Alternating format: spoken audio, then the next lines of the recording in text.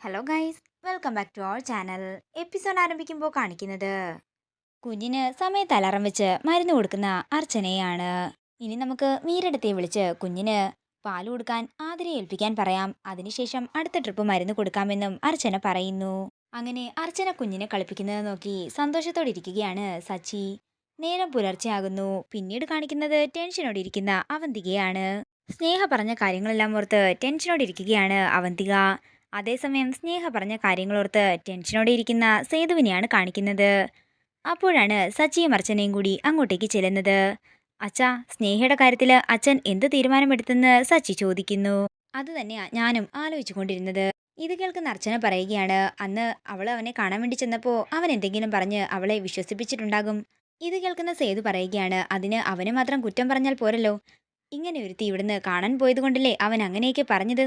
അതേസമയം നന്ദൻ അങ്ങോട്ടേക്ക് വരുമ്പോൾ സേതു പറയുകയാണ്, നന്ദ, നീ വേണം സ്നേഹയുടെ കാര്യത്തിൽ തീരുമാനമെടുക്കാൻ. പിന്നെ മറ്റൊരു കാര്യം കൂടി, ജയിലിൽ നിന്നിറങ്ങിയാൽ അവൻ ഇവിടെ ആരോടും ക്ഷമ പറയാനായി വരാൻ പാടില്ല. ഒരുപക്ഷെ സ്നേഹയും അവനുമായിട്ടുള്ള ബന്ധം മുന്നോട്ട് കൊണ്ടുപോകാനാണ് അവരുടെ പ്ലാനെങ്കിൽ പിന്നെ സേതു മാധവൻ എന്ന അച്ഛൻ ജീവനോടെ കാണില്ല. അതുമാത്രം ഓർത്തു വെച്ചുകൊണ്ട് എന്ത് കാര്യമാണെങ്കിലും നീ ചെയ്താൽ മതിയെന്ന് പറഞ്ഞ് സേതു അകത്തേക്ക് പോകുന്നു. തുടർന്ന് അർച്ചനയും സച്ചിയും കൂടി നന്ദനോട് പറയുകയാണ്, സ്നേഹയെ മറന്ന് ഈ നാട്ടിൽ നിന്ന് പോകാൻ നന്ദേട്ടൻ ധനുഷിനോട് പറയണം. നന്ദേട്ടൻ പറഞ്ഞാൽ ചിലപ്പോൾ അവൻ അനുസരിച്ചെന്ന് വരാം. നിങ്ങൾ വിഷമിക്കണ്ട, അവൻ ജയിലിൽ നിന്ന് ഇറങ്ങുന്ന സമയത്ത് ഞാൻ അങ്ങോട്ടേക്ക് പോകുന്നുണ്ട്. സ്നേഹയും കൊണ്ടാ ഞാൻ പോകുന്നത്. അവൻ ഇങ്ങോട്ടേക്ക് വന്ന് ഒരു പ്രശ്നമുണ്ടാക്കുന്നതിന് മുമ്പ് ഞാൻ അവളെയും കൊണ്ട് അങ്ങോട്ടേക്ക് ചെന്ന് എല്ലാ പ്രശ്നങ്ങൾക്കും പരിഹാരം കണ്ടോളാം. അത്രയും പറഞ്ഞുകൊണ്ട് നന്ദൻ പോകുമ്പോൾ സച്ചി അർച്ചനയോട് പറയുകയാണ്, നാളെ നന്ദേട്ടൻ സ്നേഹയും കൊണ്ട് അവൻ്റെ അടുത്തേക്ക് പോകുമ്പോൾ അവൻ്റെ കൂടെ പോകുമെന്ന് പറഞ്ഞ് അവൾ വാശി പിടിച്ചാൽ നന്ദേട്ടൻ എന്ത് ചെയ്യും? ഒരു കാര്യം ചെയ്യാൻ സച്ചിയേട്ടാ, നമുക്കും നാളെ പോകാമെന്ന് അർച്ചന പറയുന്നു. ആരും അറിയാതെ നമുക്കവിടെ എന്താണെങ്കിലും പോകണമെന്നും അർച്ചന പറയുന്നു. നേരം രാത്രിയാകുന്നു. പിന്നീട് കാണിക്കുന്നത് ജയിലാണ്. ധനുഷ് ഉറങ്ങാതിരിക്കുന്നത് കണ്ടിട്ട് ധനുഷിന്റെ കൂടെയുള്ള ആള് ചോദിക്കുകയാണ്, നാളെ സുഖമായിട്ട് ഉറങ്ങാമെന്ന് കരുതിയാണോ ഇന്ന് ഉറങ്ങാതിരിക്കുന്നത്? അല്ല, മാഷ് ഇവിടുന്ന് നേരെ എങ്ങോട്ടേക്കാ? വേറെതെങ്കിലും നാട്ടിൽ പോയി സുഖമായി ജീവിച്ചൂടെ എന്ന് അയാൾ ചോദിക്കുമ്പോൾ ധനുഷ് പറയുകയാണ്, ആരാ പറഞ്ഞത് എനിക്ക് ആരുമില്ലെന്ന്? ഞാൻ ഇവിടുന്ന് നേരെ നെല്ലിശ്ശേരിയിലേക്കാ പോകുന്നത്. എന്നിട്ട് അവിടെയുള്ള സ്നേഹയെ ഞാൻ കെട്ടുക തന്നെ ചെയ്യും. എന്നെ കൈയോങ്ങി അവൾ അടിച്ചത് ഇപ്പോഴും എനിക്ക് നല്ല ഓർമ്മയുണ്ട്. ആ കൈ കൊണ്ട് തന്നെ ഞാൻ അവളെ കൊണ്ട് എന്നെ തഴുകിക്കും.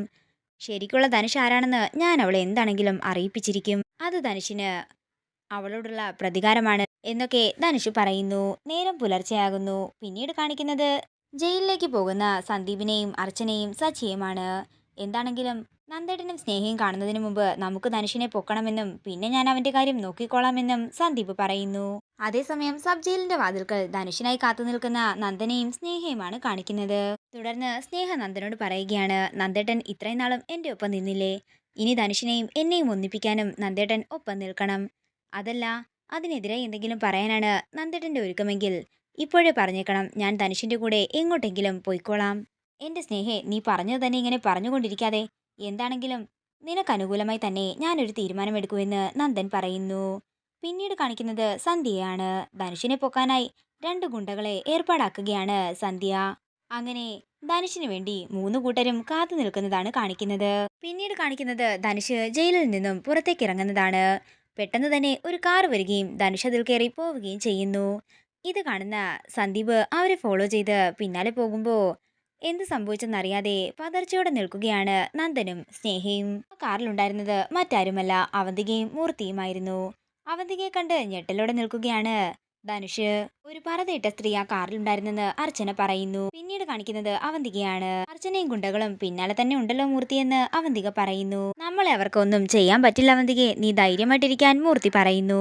അതേസമയം സച്ചിക്കും അർച്ചനയ്ക്കും അവന്തികയുടെ കാറ് പിന്തുടരാൻ സാധിക്കാതെ വരികയാണ്. പിന്നീട് കാണിക്കുന്നത് ധനുഷിനെയും കൊണ്ട് അവന്തികയും മൂർത്തിയും ഒരു വീട്ടിലേക്ക് വന്നിരിക്കുന്നതാണ്. ഇന്നു മുതൽ കുറച്ച് ദിവസത്തേക്ക് നീ ഈ വീട്ടിലാ താമസിക്കുന്നതെന്ന് അവന്തിക പറയുമ്പോൾ ധനുഷ് ചോദിക്കുകയാണ്, ഈ വീട്ടിലോ? ഇങ്ങോട്ടേക്ക് വരാനാണോ നീ എന്നെയും കൂട്ടിക്കൊണ്ട് വന്നത്? ഞാൻ കരുതിയത് നെല്ലിശ്ശേരിയിലേക്കാണെന്നാ, അതുകൊണ്ടാ ഞാൻ നിന്റെ ഒപ്പം വന്നത്. ഇത് കേൾക്കുന്ന അവന്തിക പരിഹാസത്തോടെ പറയുകയാണ്, അതിന് നെല്ലിശ്ശേരിയിൽ നിന്റെ ആരിയ്ക്കുന്നു? അഥവാ അവിടെ നിനക്കാരെങ്കിലും സ്വന്തമായിട്ടുണ്ടെങ്കിലേ അത് ഞാനാണ്. ഇത് കേൾക്കുന്ന ധനുഷ് ഞെട്ടലോടെ അവന്തികയെ നോക്കുകയാണ്. ഇതോടുകൂടി ഇന്നത്തെ എപ്പിസോഡ് ഇവിടെ തീരുകയാണ്. വീഡിയോ ഇഷ്ടമായെങ്കിൽ മറക്കാതെ ലൈക്ക് ചെയ്യുക, ഷെയർ ചെയ്യുക, കമൻറ്റ് ചെയ്യുക. കൂടുതൽ സീരിയൽ അപ്ഡേറ്റ്സിനായി മറക്കാതെ സബ്സ്ക്രൈബ് ചെയ്യുക.